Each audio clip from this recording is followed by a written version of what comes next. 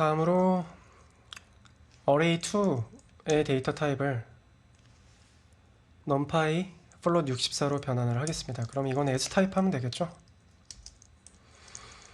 그래서 그에 대한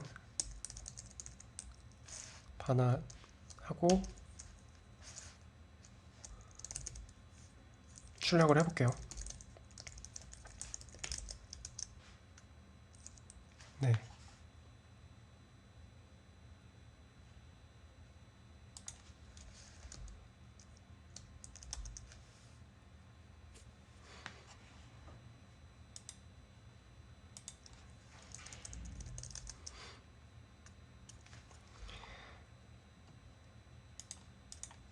값을 반환을 해주시고 나서 기본적으로 numpy에서 만들어지는 객체 같은 경우는 앞서 말씀드렸던 대로 객체 주소 전달 타입이기 때문에 이렇게 만든 객체는 꼭 전달하고자 하는 객체에 이렇게 반영을 해주셔야 그 객체 값이 변환이 됩니다. 네. 그 numpy 값 같은 경우 이렇게 값을 그대로 반영을 해서 사용을 하시면 되겠어요. 다음으로 문제 18번 같은 경우는 ndArray numpy 32, 인티저 32로 변환한 ndArray를 생성하기. 이 케이스는 네, 인티저 array 하고 만들 건데 d타입을 npint 인티저 32. 네. 마찬가지로 그에 대한 출력해 주시고 인티저 d타입까지 출력을 해주시면 되겠습니다. 그쵸? 32비트로 만들어준 이 값을 여기다가 반영을 했고요. 그에 대한 데이터 타입까지 출력을 했습니다. 문제 19번 아래의 ndArray를 np float 64로 변환한 ndArray를 생성하기. 어떻게 변환을 하면 좋을까요? numeric float numeric 이미 ndArray이기 때문에 as 타입으로 64 만들어주면 되겠죠?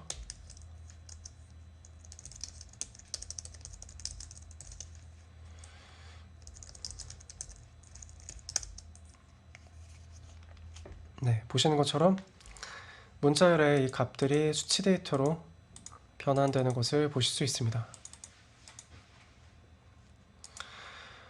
그 다음으로 연산 케이스를 살펴보도록 할게요. L2Y즈 곱하는 거는 간단하죠? 그냥 곱하면 되죠. 더하기는 나누기네요. 나누기.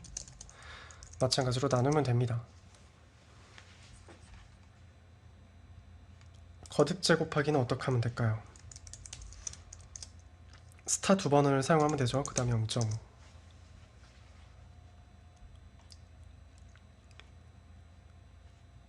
그 다음에 트랜스포즈는 어떻게 할까요? 이렇게 트랜스포즈를 하셔도 되고 아니면 np 트랜스포즈 사용하셔도 트랜스포즈죠. 오타가 있었네요. 트랜스포즈까지 간단하게 수행을 해봤습니다. 그 다음에 아래 두 개의 ndArray를 행렬 곱해서 array3를 생성해라. 네, 해볼까요? 이쁘게 행렬 곱하기 좋게 트랜스포즈까지 시켜놨죠.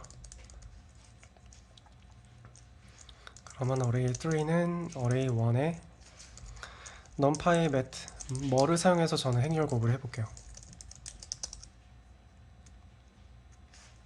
그리고 그에 대한 결과를 출력을 해보겠습니다. 행렬곱 쉽죠? 다트를 사용을 해도 다트 프로덕트 가능하죠? 네. 편하신 방법 사용하시면 되겠습니다. 그 다음 어레이 1이 3.5보다 큰지에 대해서 불림 배열 출력하기. 어레이 1이 3.5보다 큰지에 대해서 이렇게 하면 불림 배열 출력되겠죠. 그리고 3.5보다 큰 배열 인덱스를 출력하기. 이 경우에는 where를 사용을 하면 되겠네요.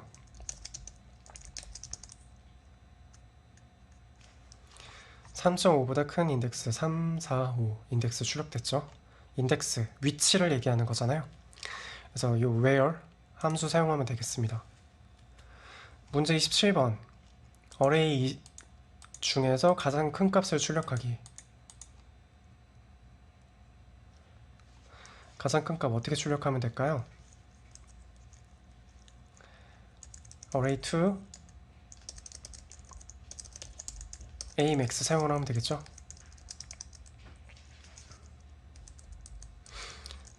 가장 큰 값의 인덱스는 어떻게 뽑아낼 수 있을까요? argument max죠. 그 다음에 오름차순으로 정렬하는 방법 소팅하면 되고요.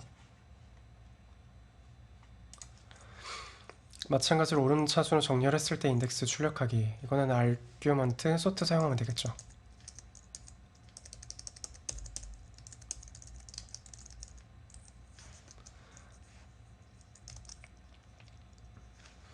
그러면 3번이 첫 번째, 4번, 5번, 0, 1, 2 순서가 맞나요?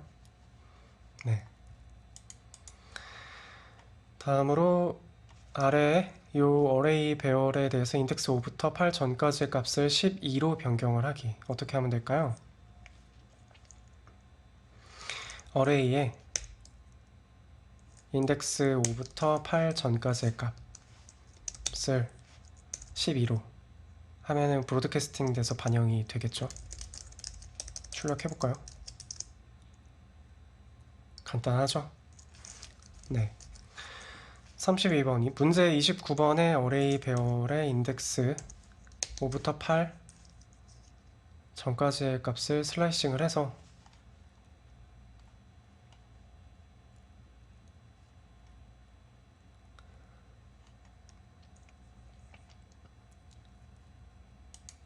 어레이 슬라이스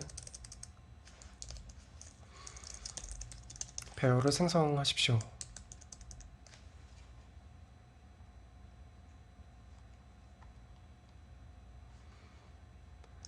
네, 이 부분은 제가 문제 숫자를 잘못 입력을 했네요. 앞서 말씀드렸던 31번 케이스에 대해서 진행을 하면 되겠습니다. 그리고 그에 대한 슬라이스 값 출력을 해볼게요.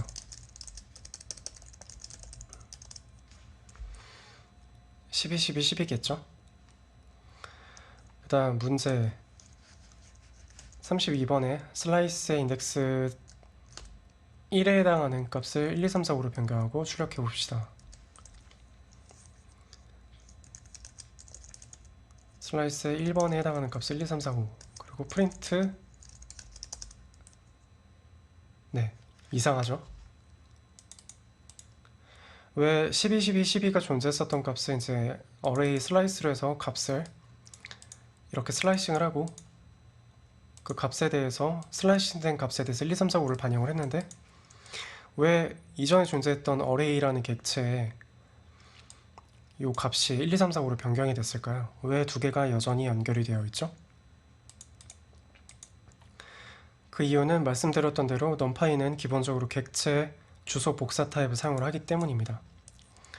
그래서 객체 값에 전달을 했을 때 기본적으로 주소 값을 전달하기 때문에 지속적으로 이전에 있었던 객체 값을 계속 가리키고 있어요. 그래서 이 가리키고 있는 부분을 끊어내기 위해서 복사본을 만드는 게 중요하겠죠. 안 그러면 지금 사용하신 것처럼 나는 분명히 어레이 슬라이스 일부분을 잘라냈는데 여전히 이전에 있었던 값과 연결이 되어 있는 문제가 생깁니다. 이렇게. 그러면 내가 원하지도 않게 슬라이스의 값을 반영했음에도 불구하고 원래 있었던 배열의 값에 계속 주소 값을 사용을 하고 있기 때문에 원치 않은 변경을 만들게 되죠. 이렇게 오류가 발생할 수가 있어요, 실제로. 그래서 특정 값의 일부를 여러분이 떼와서 사용을 하시겠다라고 하면은 사실 이 값을 카피해서 가지고 오셔야 되는 게 맞습니다. 복사본을 만들어야 새로운 메모리 주소를 사용을 하겠죠. 그 다음 슬라이스의 값을 모두 64로 변경을 하고 어레이 배열을 한번 출력을 해보겠습니다.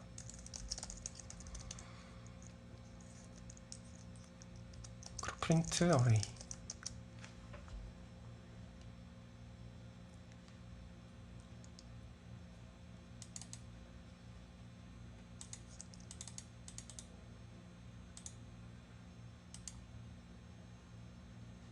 이렇게 하면은 새로운 값이 할당이 되죠. 새로운 변수를 만드는 형태가 됐기 때문에 다시 진행을 하겠습니다. 요거 슬라이스 먼저 하시고 이 밑에 케이스에서 이렇게 하게 되면 새로운 변수를 만드는 거기 때문에 모든 값을 64로 이렇게 변형을 하고 출력을 해보겠습니다. 이러면 어레이에 대해서 보시는 것처럼 64, 64, 64가 다 반영된 걸 아실 수 있겠죠. 배열의 모든 값을 접근하는 겁니다. 그러면 이 부분을 이제 복사본을 만들어내서 끊어내는 케이스를 진행을 해볼게요. 어레이 슬라이스에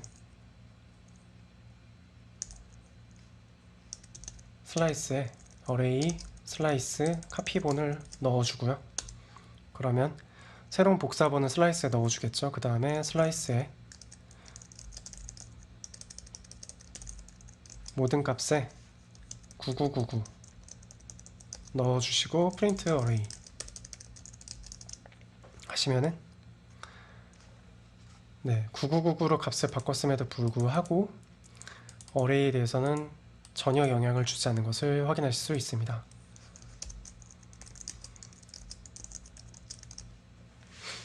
어레이에 대해서 64 그대로 유지가 되고 어레이 슬라이스에 대해서만 복사본이기 때문에 여기서만 값이 바뀌죠. 이상으로 넘파이 실습 마치도록 하겠습니다.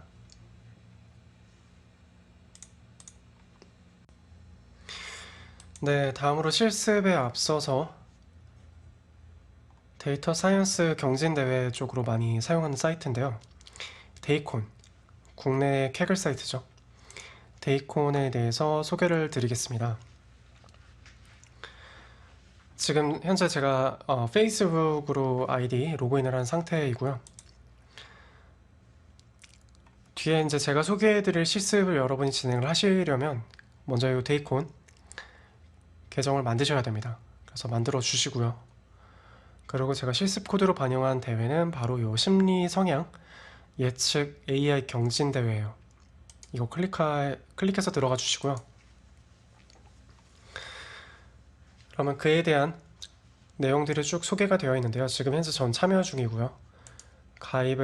참여를 누르셔서 혹은 가입이라고 떠 있는 버튼을 클릭하셔서 참여를 하시면 되겠습니다.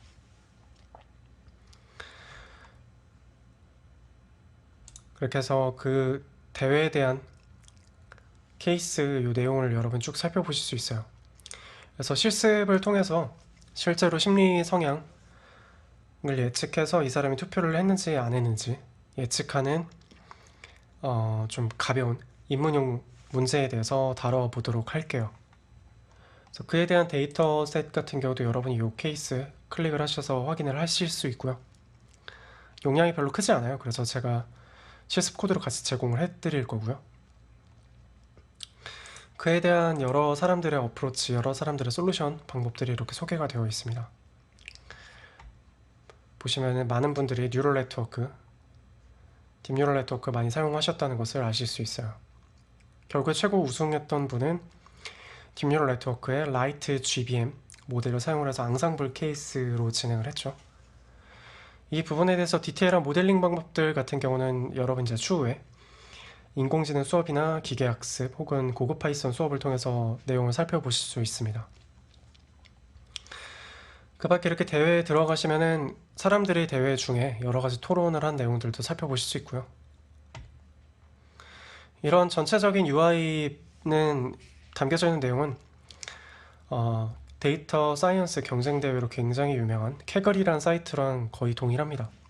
같은 기능을 수행하고 있고요.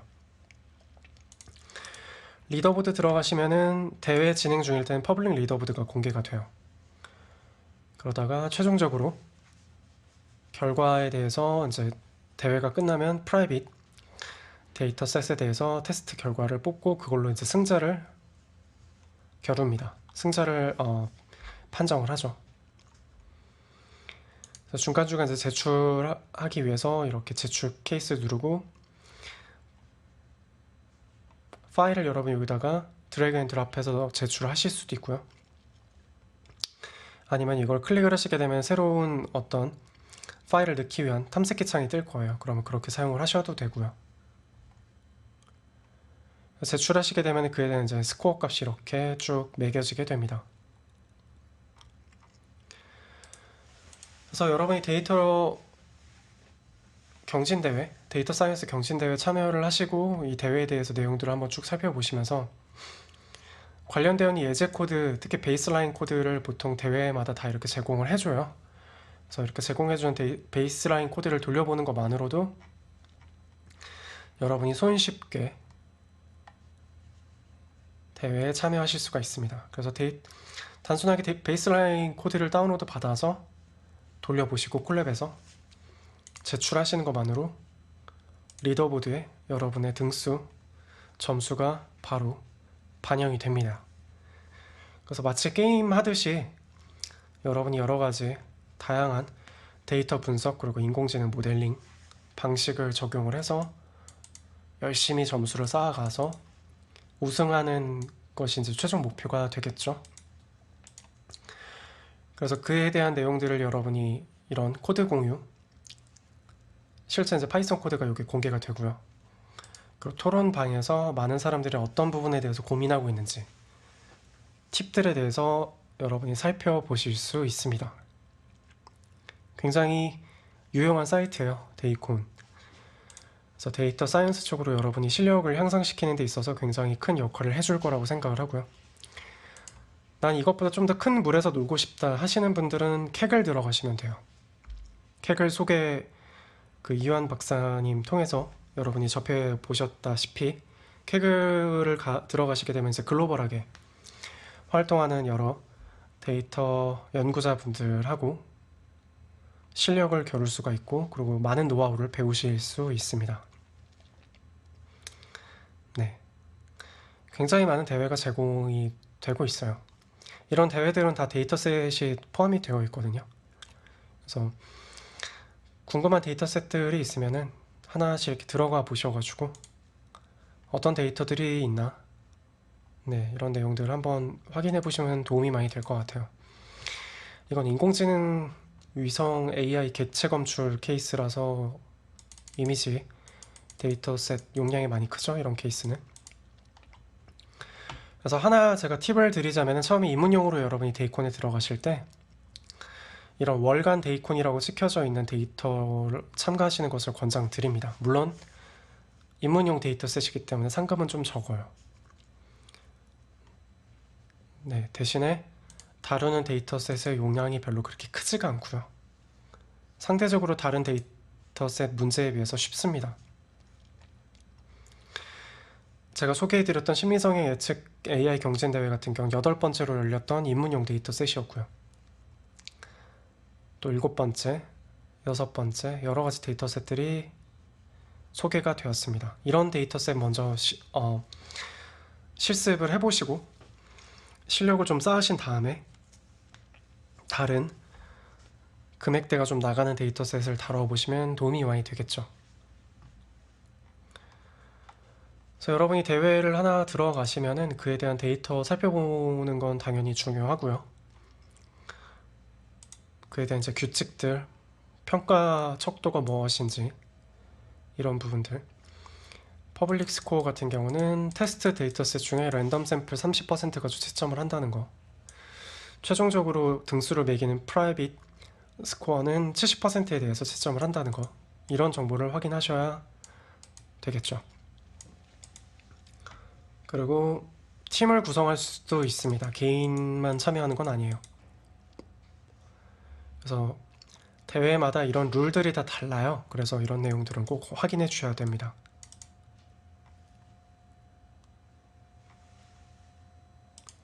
네, 상금 비롯해서 1등 상품으로 이때는 애플워치 SE 제공을 해줬네요.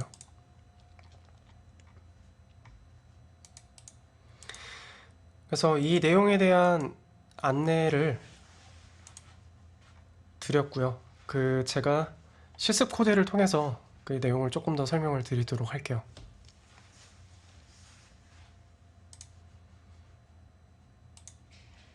네, 실습 코드 보시면은 먼저 이름 학번 반영해 주시고요. 그리고 데이콘 실습 문제, 제가 이것도 링크를 드렸기 때문에 이 링크 타고 들어가시면은 어떤 대회에 참여하는 건지 여러분이 보실 수 있어요. 앞서 보셨던 요 AI 심리성향 예측 AI 경진대회 페이지죠.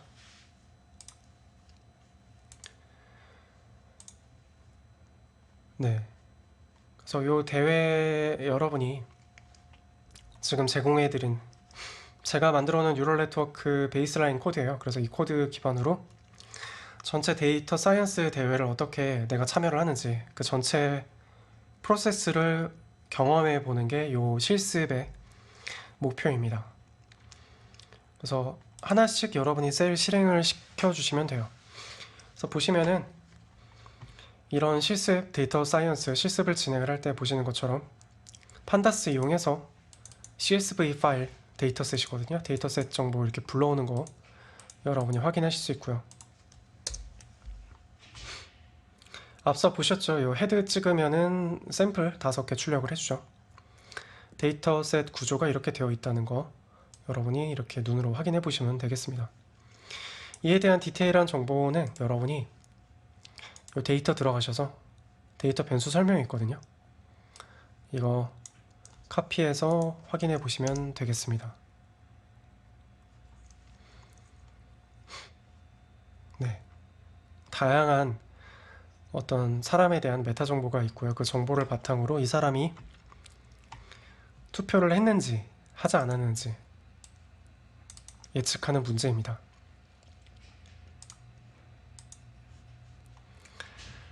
그래서 그 다음에 진행되는 내용들 같은 경우는 실제 이제 딥뉴럴 네트워크 이용해서 모델링을 하기 위한 여러 가지 방법들인데요. 이 내용에 대한 디테일은 이 과목에서 소개해드리기는 좀 어려울 것 같고요. 해당 내용들은 여러분이 추후에 인공지능이나 기계학습, 데이터 사이언스 관련된 수업, 그리고 다중전공으로 열리는 고급 파이썬 프로그래밍 수업을 통해서 여러분이 내용은 접할 수 있을 겁니다. 네. 그래서 대략적으로 말씀을 드리면은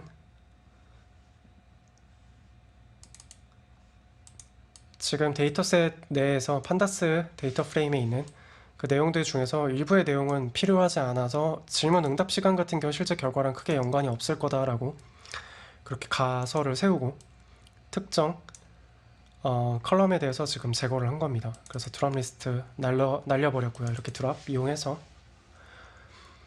결국에 맞추고자 하는 정답은 모티드 요 컬럼이죠. 그래서 이 값을 정답으로 두었고요. 앞서 보셨던 대로 특정 값들은 숫자로 되어 있긴 하지만 사실상 이 정보는 원핫 인코딩을 해서 모델에 넣어주는 게 적합하다라고 판단을 하기 때문에 이렇게 코드를 좀 수정을 했고요. 그 다음에 데이터에 있는 이제 주요 수치 데이터를 확인해 볼 수 있어요. 이렇게 보시면은 디스크라이브 확인해 보셨죠? 자, 이렇게 내용을 좀 살펴보시고 그 다음에 특정 그 질문에 대한 응답 그리고 그에 대한 투표했는지에 대한 여부 코릴레이션 매트릭스를 그려보도록 하겠습니다. 그래서 결국에 이 하나하나의 질문들에 대한 응답이 모티드 요 결과에 대해서 어느 정도의 콜레이션을 갖는지 그에 대한 이제 정보를 여러분이 확인을 하실 수 있고요. 각각 파트별로 그 정보들을 이렇게 쭉 확인을 해볼 수가 있어요. 그래서 요 보시는 요 SNS 같은 경우는 매트플랍립에서 제공하는 그 디자인 외에 이제 추가적으로 C본이라는 패키지까지 사용을 하시면 여러분이 좀 더 풍부한 그래프를 그릴 수가 있는데요. 그럴 때 이제 요 C본의 약자 SNS를 사용을 합니다. 위에서 설명을 드리면은 네, 매트플랍립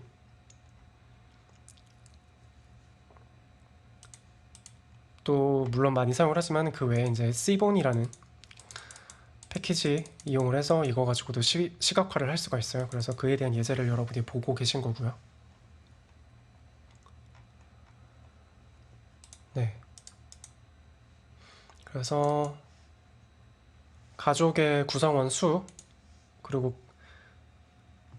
패밀리 사이즈에 따른 모티드 요 정보도 이렇게 확인을 해볼 수가 있습니다.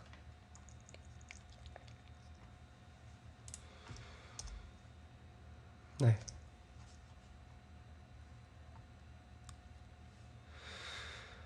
그 다음 여러가지 데이터 특성들에 대해서 그 데이터 특성들이 최종 투표를 한 결과와 어떤 콜레이션이 있는지를 다 하나씩 이렇게 코드를 제가 작성을 해 놓은 거고요. 네. 이런 케이스 같은 경우 콜레이션이 굉장히 높게 나오죠. 콜레이션이 높게 나오거나 혹은 0 밑으로 굉장히 낮은 값이 만들어진다라고 하면은 그에 대한 어떤 연관성을 우리가 생각을 해볼 수가 있겠죠. 그리고 손잡이, 양손잡이인지 왼손잡이인지 오른손잡이인지 그에 대한 투표 여부, 결혼에 따른 투표 여부, 인종에 따른 투표 여부, 종교에 따른 투표 여부, 그리고 사는 지역, 얼반, 지역에 따른 투표 여부 다양한 케이스에 대해서 여러분이 콜레이션 매트릭스를 그려볼 수 있을 겁니다. 그 다음에 네. 수치형 데이터로 바꾼 이 데이터셋에 대해서 일부 샘플을 한번 출력을 해봤고요. 그 다음에 값을 이제 정교화를 진행을 해줘야 됩니다. 모델에서 학습하기 용이하도록 값의 범위를 이제 조정을 해줘야 돼요. 그래서 그에 대한 내용들이 여기 지금 포함되어 있고요. 그리고 이제 뒷부분에 모델 학습에 대한 내용이 나올 건데요. 모델 학습을 총 몇 번 할 건지, 그리고 그때 사용되는 이미지가 아니죠. 이 케이스 같은 경우는 이제 데이터 샘플을 한 번에 몇 개씩 학습을 할 건지, 결국에는 모델을 앙상블 할 건데 앙상블 할 모델의 개수는 몇 개를 할 건지 등등을 설정을 합니다. 그래서 지금 보신 여러분이 이런 일련의 과정들을 거쳐서 네, 이 대회에 참여하기 위해서 지금 노트북 하나 만든 거잖아요. 제가 아이파이썬 노트북 하나 가지고 모델링까지 진행하는 파트를 다 지금 노트북 하나에 지금 제가 포함을 시켜놨거든요. 이 전체 플로우를 진행을 하시면은 여러분이 데이터 분석부터 시작해서 모델링까지 다 한 번에 진행하는 이 전체 프로세스를 경험하시는 겁니다. 그리고 딥뉴럴 네트워크 구조를 간단하게 작성을 해봤고요. 그래서 테스트로 이제 예측값 배열을 생성을 해서 여기에 이제 값을 모아서 이 값을 가지고 제출을 할 겁니다.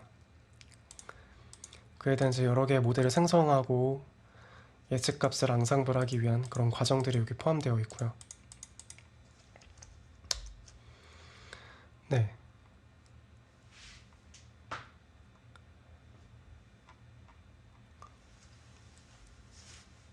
학습이 진행 중입니다. 여러분 이제 주목하셔야 되는 부분은 최종적으로 우리가 요 밸리데이션 검증 셋에서 AUC가 평가 척도인데 AUC가 가장 높은 모델을 가지고 테스트를 진행을 할 거예요. 그래서 요 밸리데이션 단계의 AUC 값이 계속 상승을 하는지 지켜보시면 되겠습니다. 여기서 또 중요한 점이 네, 벌써 모델 3개가 학습이 다 끝났네요. 네, 첫 번째 케이스 같은 경우는 베스트 모델이 16번째 에폭에서 만들어졌고요. 이 케이스네요. 네, 에폭 0부터 시작을 하니까요. 그리고 마지막 케이스, 그리고 네, 최종 케이스 다 가장 마지막 에폭에서 최고 모델이 만들어졌습니다. 최고 성능 모델을 가지고 그렇게 만든 모델을 가지고 테스트 셋에 대한 프리딕션도 진행을 했어요. 그 과정이 이 코드에 반영이 되어 있고요. 그렇게 해서 결과값을 뽑으면 네, 그에 대한 이제 일부 케이스인데요. 이렇게 뽑은 결과값을 가지고 네, 서브미션 CSV 파일을 만드는데요. 이 파일이 지금 보시면은 워크스페이스 패스에 반영되어 있잖아요. 이게 앞에서 정의했었던 이 경로입니다. 그래서 여러분이 이 경로를 꼭 파일을 과제 파일 업로드한 이 경로를 설정을 해주셔야 됩니다. 저 같은 경우는 이 케이스로 만들어줬고요. 여러분이 이 과제 파일 업로드한 경로를 설정해 주셔야 이 밑에 있는 파일을 불러오고 그리고 서브미션 CSV 파일을 만들고 하는 그 과정이 다 진행이 될 수 있겠죠.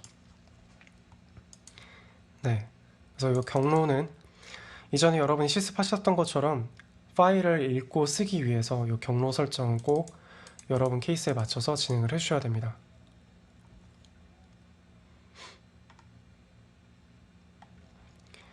그래서 그렇게 만들어진 서브미션 파일을 가지고 제출을 한번 해보도록 할게요. 네, 제출을 어떻게 진행을 할 거냐면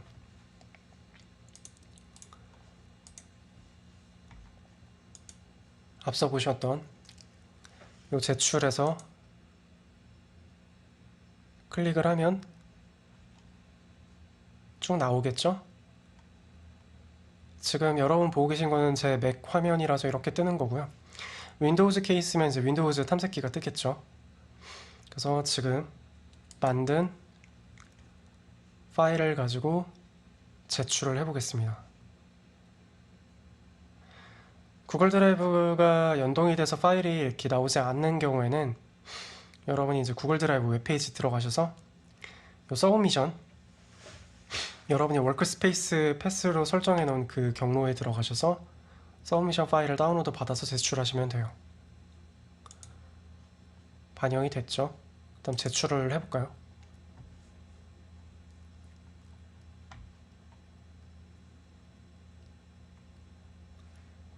네,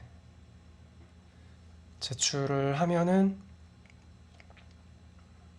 시간이 좀 오래 걸리네요. 이렇게 OK가 뜨고 그에 대한 제출 결과를 네, 제일 마지막에 제출하는 게 이제 이 위에 뜨죠.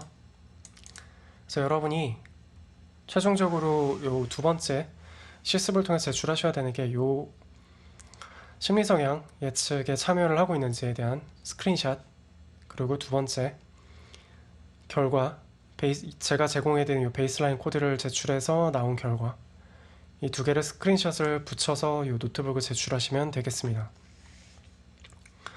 다시 말씀드리면 데이콘 심리성향 예측 경진대회 참여 요 아이디부터 참여 중인 거 뜨게 스크린샷 하나 만들어 주시고요. 스크린샷을 어떻게 덧붙이냐면은 여러분이 요거 더블 클릭을 하시면은 더블 클릭이 안 나오네요. 더블 클릭을 하시면 이렇게 바이트 코드로 반영이 되어 있거든요. 그럼 이거를 여러분이 지우시고요. 지웠죠? 그 다음에 요 이미지 열기로 스크린샷 그 이미지를 클릭을 하시면 반영이 될 겁니다. 이해하셨나요? 그러면 이제 이렇게 뜰 거거든요, 페이지가. 이 상태에서 ESC 버튼을 누르면은 셀 바깥으로 나올 수가 있어요. 두 번째 케이스도 마찬가지로 이 그림을 더블 클릭하셔서 지워주시고요. 지워졌죠? 그 다음에 제출 페이지에 스크린샷 첨부, 그 스크린샷 파일을, 이미지 파일을 열기해서 넣어주신 다음에 이렇게 뜬 상태에서 ESC 버튼을 누르면 그 바이트 코드가 이미지로 이렇게 보여집니다.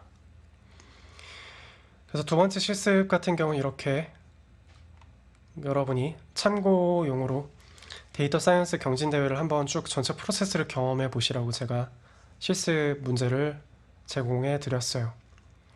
그래서 여러분의 아이디부터 시작해서 참여 중 보이게 스크린샷 하나 넣어 주시고요. 두 번째 스크린샷은 여러분이 제출한 이 베이스라인 코드 성능 보여주시면 되겠습니다. 네,